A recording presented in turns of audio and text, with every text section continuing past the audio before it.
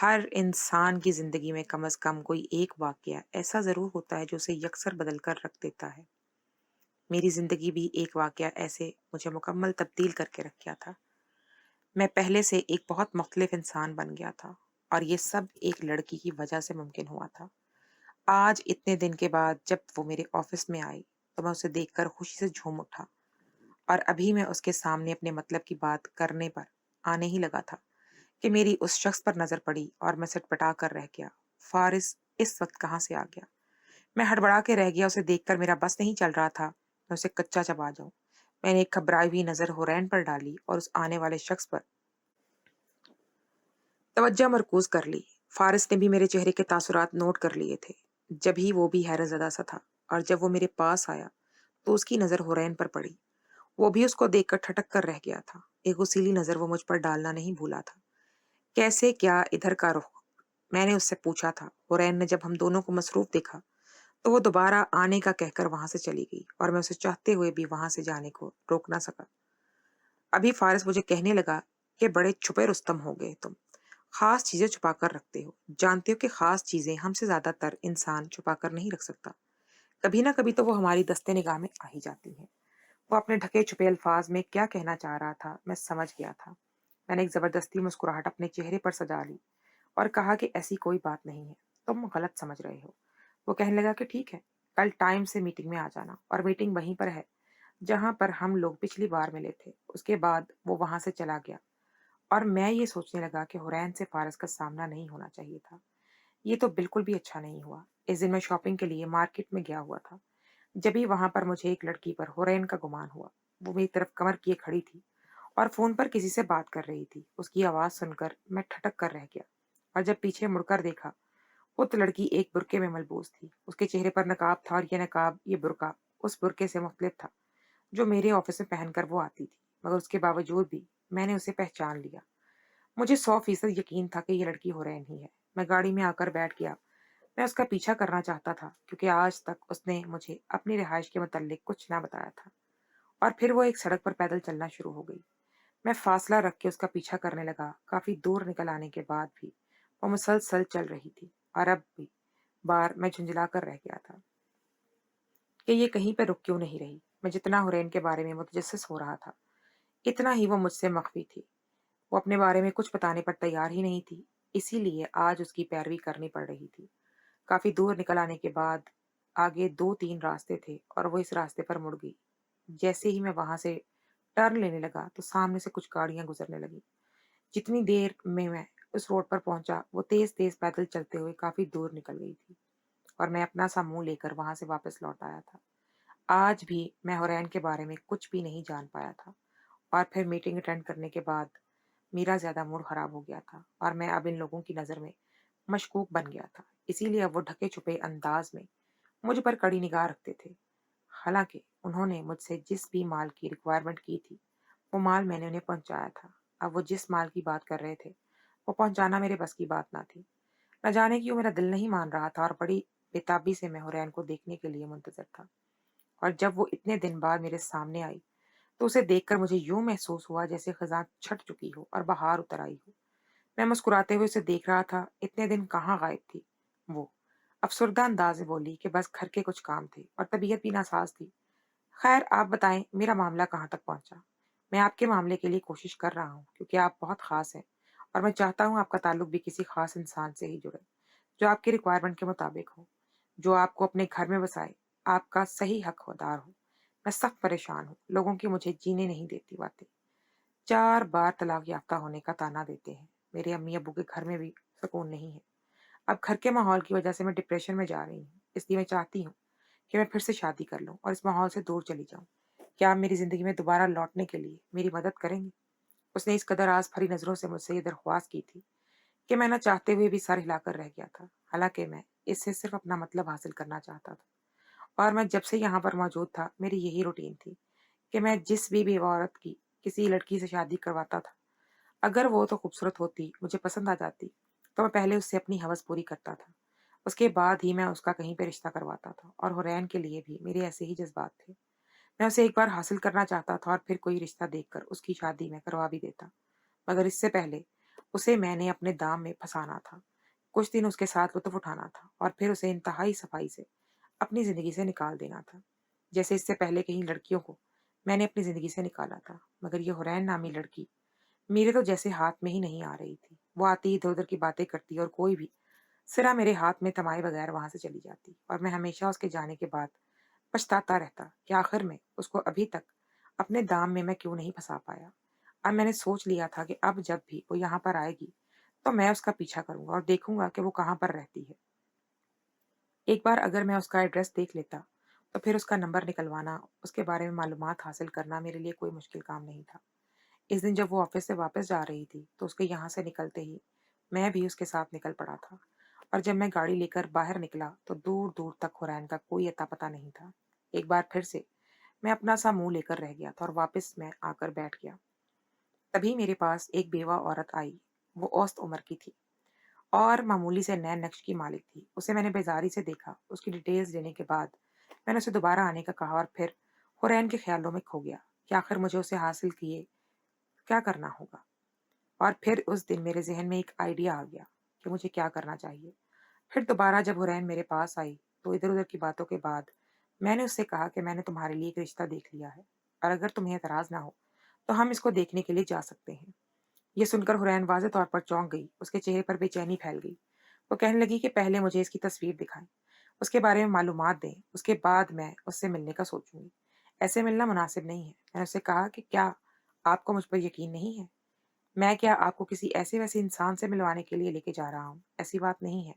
वो बहुत अच्छे इंसान हैं और यकीनन आपके मियार के मुताबिक ही किसी को तलाश किया होगा और आप एक बार उनसे मिल लें, फिर मेरा शुक्रिया अदा करेंगी कि मैंने आपकी इतने अच्छे खानदान में शादी करवाई। ये सुनकर हुरैन का चेहरा फूल की तरह खिल गया।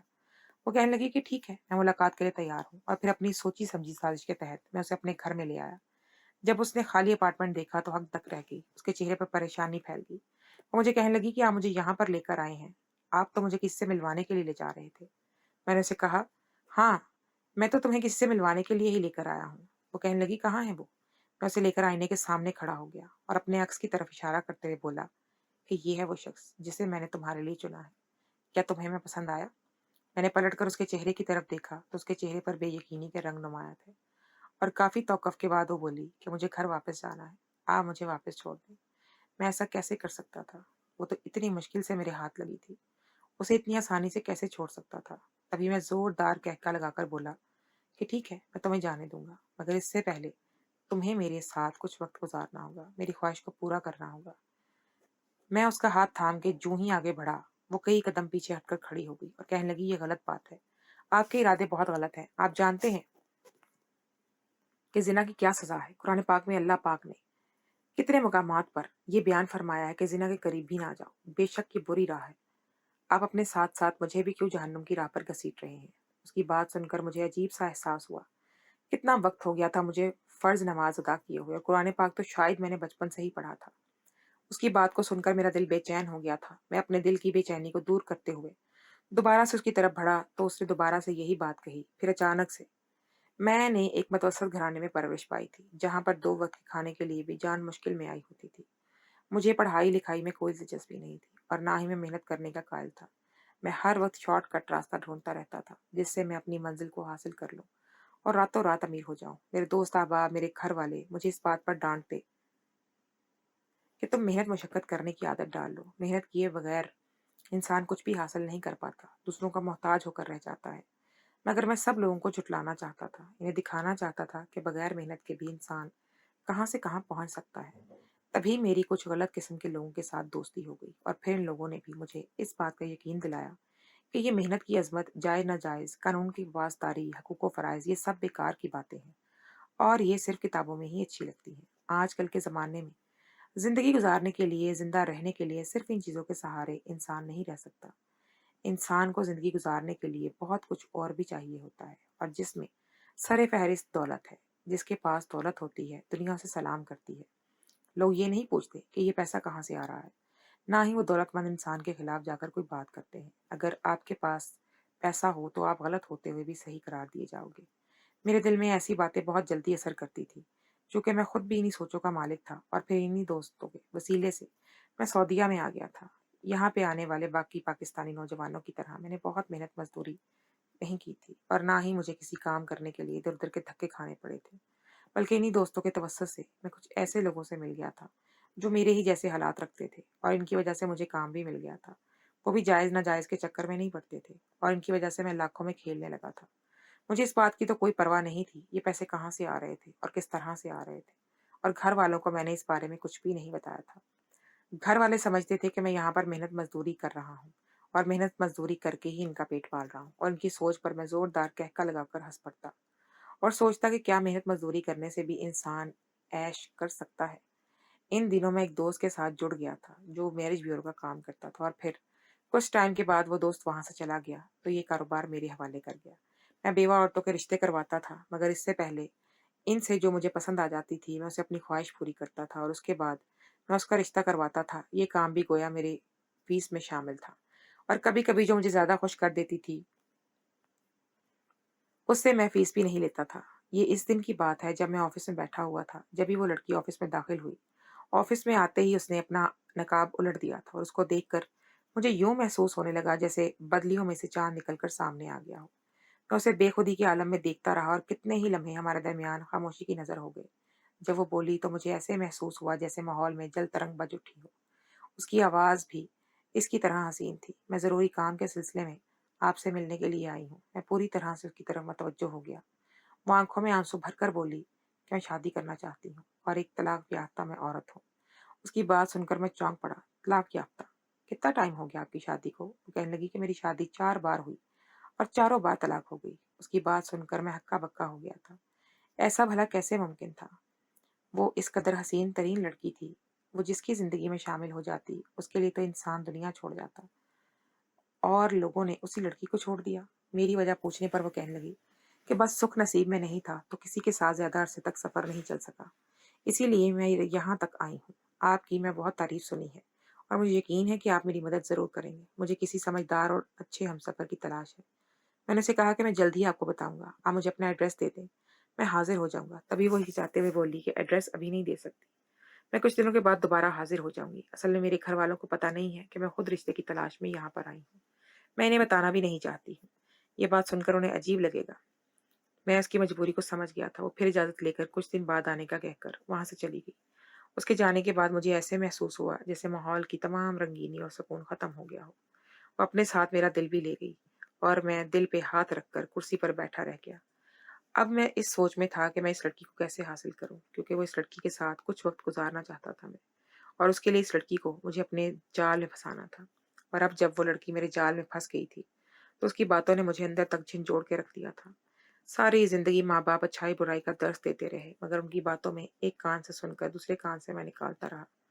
कितने साल तक मैं ज़िना जैसे कबीरा गुनाह में मुलव्वस रहा और मुझे कभी भी एहसास नदामत नहीं हुआ था।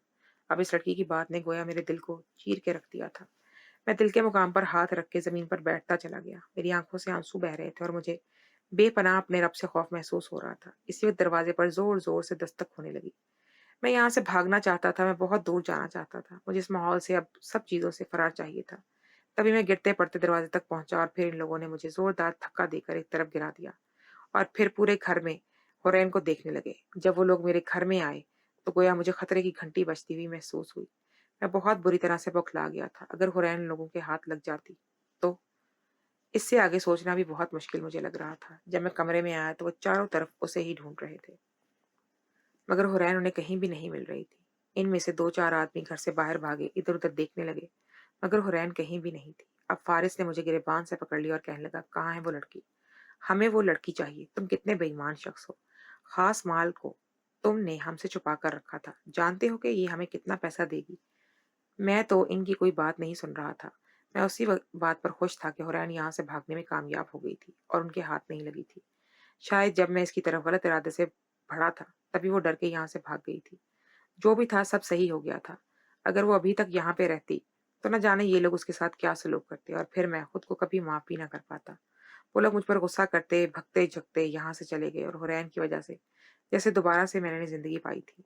मैंने उस दिन तौबा ताइब की और अल्लाह के हज़ूर सजदे में गिर गया। मैं पूरी रात रोता रहा, अल्लाह से गुनाहों की माफ़ी माँगता रहा। अब मेरा किसी भी चीज़ में दिल नहीं लग रहा था। अब मैंने सब उल्टे-सीधे काम छोड़ दिए थे। कितने दिन हो गए थे, मैं घर में ही कैद रहा था। मैं घर से बाहर ही नहीं निकल रहा था। मुझे ये भी होश नहीं था कि मेरे सर के बाल बढ़ गए थे। मेरे चेहरे पर दाढ़ी उग गई थी। मैं बस 5 टाइम अज़ान की आवाज़ पर नमाज़ अदा करता था। रो-रो के अल्लाह से माफ़ी माँगता और फिर यही सो जाता था। यही आजकल मेरी मसरूफ़ियात थी। बॉस के आदमी कितनी बार यहाँ पर आ चुके थे। वो मीटिंग में मुझे बुला चुके थे, मगर मैं कुछ सुनने की पोज़ीशन में ही नहीं था। अब तो वो लोग बहुत झुंझलाने लगे थे। वो मुझ पर गुस्सा करने लगे थे। इन लोगों का कहना था कि जब से मेरी ज़िंदगी में हुरैन नामी लड़की है, मेरी ज़िंदगी बिल्कुल बदल के रह गई है। और वो कहने लगे कि इस सब का इंतकाम हम इस लड़की से ज़रूर लेंगे, जिसने तुम्हें सर-ता-पैर बदल के रख दिया है। और ये इसने अच्छा नहीं किया। इसे इसकी गलती की सज़ा मिलेगी। और मैं शिद्दत से ख्वाहिश कर रहा था कि कभी भी हुरैन इन लोगों के हाथ ना लगे। इस दिन मैं यही सब सोच रहा था। जब दरवाजे पर दस्तक हुई, दरवाज़ा खोला तो सामने हुरैन खड़ी थी और उसके साथ बिल्कुल बदले हुए हुलिये में थी। इस वक्त वो अकेली नहीं थी, बल्कि उसके साथ एक मर्द भी था। वो दोनों आकर मेरे सामने बैठ गए और फिर मुझसे एक डील करने लगे। उनकी बात सुनकर मैं सोच में पड़ गया। मैं पुरसोच निगाहों से हुरैन के चेहरे की तरफ देखने लगा। मैं जो हमेशा उसे खोज में था कि वो कौन थी, कहाँ रहती थी। अब जब मुझे उसका सच पता चला, तो मुझे उस पर फ़ख्र महसूस हो रहा था। तभी उन लोगों ने मुझसे अपना सवाल दोहरा दिया दोबारा। तो मैंने इस बात में सर हिलाकर कहा कि मैं आप लोगों की मदद ज़रूर करूँगा और जैसा आप लोग कहेंगे वैसा ही करूँगा। मेरे इस फैसले ने उन दोनों के चेहरे पर खुशी का तासुर दिया था और वो दोनों मुझसे हाथ मिलाकर वहां से चले गए। और फिर कुछ दिनों के बाद सोचे समझे मंसूबे के तहत जब मैं ऑफिस में मौजूद था, तो हुरैन मेरे पास आई।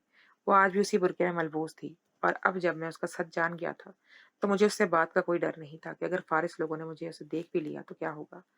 उसे यहाँ पर आए हुए थोड़ी ही देर गुजरी थी। मेरे अंदाजे के मुताबिक इन लोगों को हुरैन के यहाँ पर आने की इत्तला मिल जानी थी। और ऐसा ही हुआ। थोड़ी देर के बाद फारिस वहां पर आ गया और मुझे हुरैन को इसी जगह पर ले जाने का कहने लगा। उसने मुझे इस बात की धमकी दी कि इस लड़की को तो हम वैसे ही भी उठा लेंगे, मगर तुम्हारे साथ हमारी दोस्ती दुश्मनी में बदल जाएगी। और तुम जानते हो हमारी दुश्मनी कितनी खतरनाक है। मैं उसकी धमकी से मरोब नहीं हुआ था, बल्कि ये तो हमारी सोची समझी साजिश थी जिस पे अमल करना जरूरी था। मैंने हुरैन से कहा कि आपको मैं एक जगह पर लेके चलता हूँ। आपको मैंने किससे मिलवाना है। वो बहुत ही अमीर शख्स है और वो आपसे शादी करना चाहता है। हुरैन ने पहले तो इनकार किया, फिर हमारे साथ उठ खड़ी हो गई। हुरैन ने ये सब कुछ मुझे अकेले कहा था और कहने ये लगे बात, वो बाहर जाकर गाड़ी में बैठ गया था। और फिर हुरैन को जब मैं उस जगह पर लेकर आया, तो सब लोग वहां पर मौजूद थे। और फिर हुरैन वहां पर छोड़ने के बाद जब मैं वापस मुड़ने लगा, तो वो चीखने चिल्लाने लगी, मेरी मिन्नतें करने लगी कि मुझे यहाँ पर छोड़कर मत जाओ।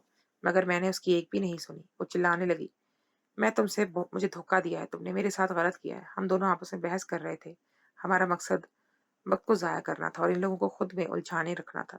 तभी वहां पर वो पार्टी भी आ गई। उसका सब लोग इंतजार कर रहे थे। हम लोग भी इसी पार्टी को ही देखना चाहते थे, इस शख्स का चेहरा देखना चाहते थे। पार्टी में से एक शख्स निकला गाड़ी में से, जिसने अपने चेहरे पर मास्क पहना हुआ था। वो आकर हमारे सामने खड़ा हो गया और जब उसने मास्क उतारा, तो ये देखकर हम हक तक रह गए थे, क्योंकि एक मारूफ शख्सियत थी ये। वो हुरैन को देखकर कहने लगा कि वाह, आज तो तुम लोगों ने कमाल कर दिया। आज तुम लोगों ने मुझे खुश कर दिया है और बदले में अब मैं तुम लोगों को खुश कर दूंगा। अभी वो लोग ये बातें ही कर रहे थे कि तभी पुलिस की गाड़ी का सायरन बजने लगा। वो सब लोग बौखला गए कि क्या हो गया है। पुलिस ने चारों तरफ से घेर लिया था। इन लोगों को ये बात समझने में देर नहीं लगी थी कि मैंने मुखबरी कर दी थी और मैं पुलिस के साथ मिल गया था।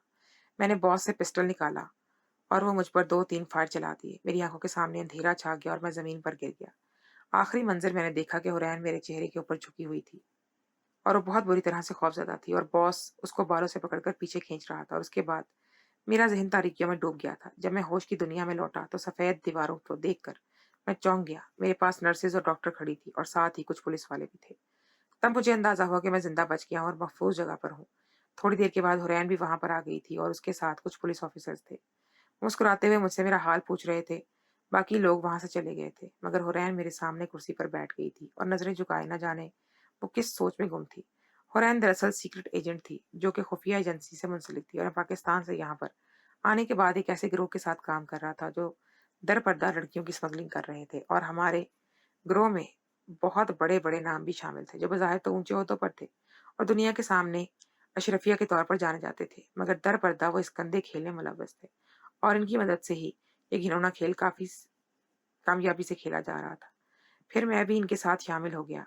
अच्छे-बुरे की तमीज़ खो बैठा। मेरे पास भी जो औरतें रिश्ता करवाने के लिए आती थी, मैं इनमें से जो कदरे जवान होती थी, इनको अपने गिरोह के हवाले कर देता था और फिर इसकी दूसरे ममालिक में स्मगलिंग हो जाती थी। इन लड़कियों को मुख्तलिफ मकासद के लिए इस्तेमाल किया जाता था।